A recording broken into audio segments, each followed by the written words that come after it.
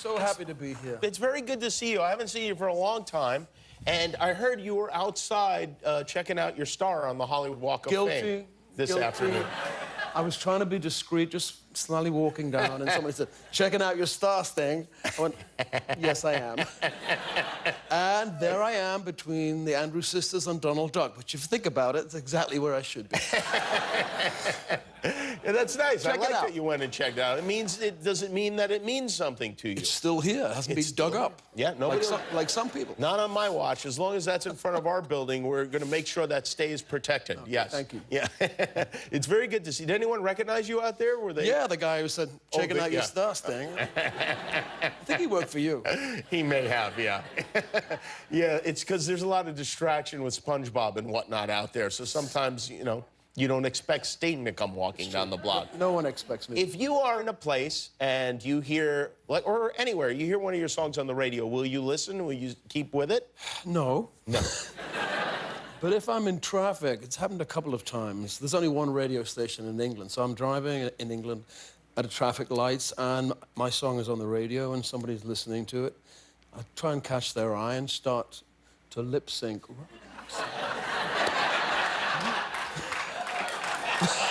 And then I leave. That's a story that when they'll go to work and tell people there, and no one will ever believe it. no. Yeah. I wonder if ever someone doesn't recognize you and just think, oh, there's an insane man mouthing along with. Well, most people sing in their cars anyway. There's only one station in England? No, that's not true. Oh, okay. I was going to say, somebody needs to get some satellite over there. There used to be. When I was a kid, there was only the BBC. That was the one that everybody listened to. Yep. And that makes it, in the old days, like, what was the first song of yours you heard on the radio? The first song was Roxanne. Roxanne. And it was in Where were you? 1978. I had a little basement flat in Bayswater in the middle of London, and I was painting the ceiling. So I was up on 2 ladders and a plank, painting White Emotion, and then that song came on. Roxanne. I fell off the ladder and landed in the paint. Wow. And then I called up Andy and Stuart, the other guys in the police. I said, "We're on the radio." And they, too, were in a state of, you know, disarray. The most exciting thing ever is to hear your song on the radio for the first time. Nothing beats that. Yeah, I can understand that. Well, a few things could beat that. A few things could beat it, yeah. You've probably experienced those as well. Definitely. You are doing a show in Las Vegas starting later this year. In May, yes. In May. At Caesar's Palace. At Caesar's Palace, yes. Where I grew up in Las Vegas, so anything in Caesar's need Palace? to know. Almost pretty... Yeah, kind of, actually. Kind of. In fact, both Cletos in our band worked at Caesar's Palace. And great band, by the way. Yeah, and thank you. Great and so what do you... You don't strike me as a Vegas kind of guy. I've been playing Vegas for a long time. You know, just going in for one night and right. playing. That's very different. Yeah. The first one was Aladdin's, I think. I forget which year. Yeah, the Aladdin Theater. But actually having your own room, your own space is something I'm really looking forward to because I can create my world there. You know, invite people into my world. Normally, my show is just music, and it's really good lights. It's a good show, but there's no theatrical element. So I'm going to explore that thing, have a dancer or two, some fantastic, you know, scenery. Not perhaps changing a robe every song, or, you know, no headdresses. No, none of that share. No, yeah. That's not me. But I'll explore some area. Maybe a tiger would be nice. Maybe Siegfried and Roy could loan you some animals. No, they tend to turn on you. Magicians, nothing like that? No, nothing. No You'd saw somebody in half? I do the magic. That'll be... But... I wonder if you're prepared to live in Vegas for an extended period of time. Well, we'll find out. Yeah, we are going to find out. How long is the run? Well, you do 3-week pods. Okay. I'm doing 3 this year, so it's not too onerous. I see. But I don't gamble. You don't? No, I'm lucky. Then you will have nothing to do. Lucky in love. I want to go and walk in the mountains in the day. Yeah, you can go walk in the mountains. That's it, really, though. Yeah. You can walk in the mountains, but you can only do that, like, for a month until it gets way too hot to be walking in the mountains. Okay. So start walking right the minute you get there in May. Thank you. It's a local speaking. And then forget about it. Yeah. Let's talk about this musical that came out of your brain.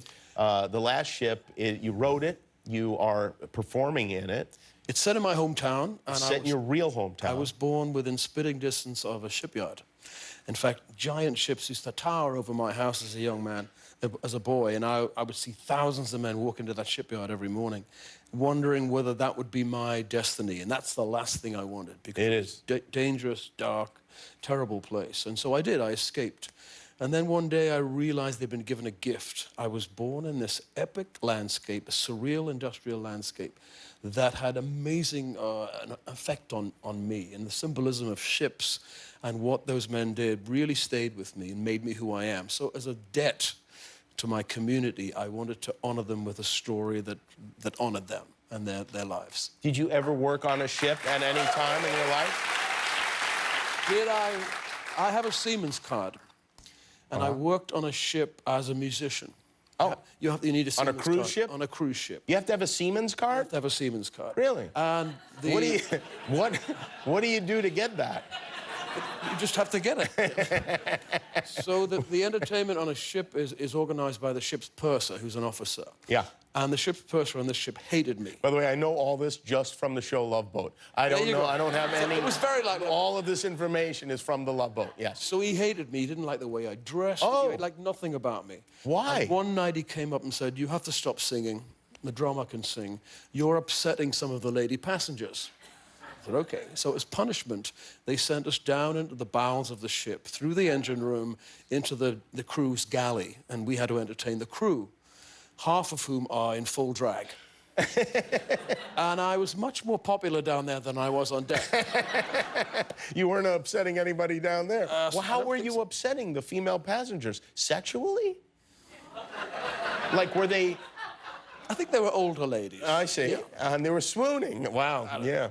I've not had that experience at all. How many times have you done the Last Ship, the show itself? I've performed in it exactly 115 times so far. So when you write it and it's your thing, do you change it as it goes? I'm not supposed to. You're not supposed to. But occasionally I'll forget a line. And why are you not supposed to? Because you have to say the lines that are written. I see. Oh, the lines themselves. But like, as far as like, oh, I think we'll do this. I'll add this here. I'll make this little change. I think every season we do it, it does alter. We want to improve the thing as it goes on. It's a living organism. Did you cast everyone? Just about. Is that shipyard still in your hometown? No, it closed down. It did. It's a hole in the ground now. Yeah.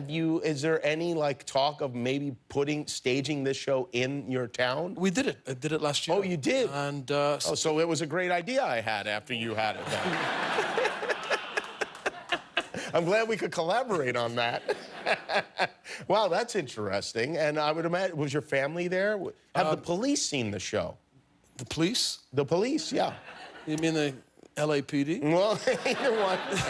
Some of them have. Oh, you're talking about the police. Those guys you were in a band with, yeah. They came last night. And they did? Very, very supportive. It was very lovely. Oh, great. Is it weird when they're in the audience watching you and you're performing? I'm aware of them. Uh-huh. Yeah. Yeah, you know where they are. I can feel them, yeah. Yeah, that's got to be a little bit strange. That was good. Yeah, it's good. Well, it's great. Well, and you're going to do a song for us tonight from the show. From the show. With your casts. You brought quite a group here. A whole crew. And when we come back, it's from The Last Ship, which is playing at the Amundsen Theater in L.A. through February 16th. Sting is here. We'll be right back. Hi, I'm Jimmy Kimmel. Give back this holiday season by my new book, The Serious Goose. I wrote it and illustrated it. All the money I make goes to children's hospitals across the country. So, you know what to do.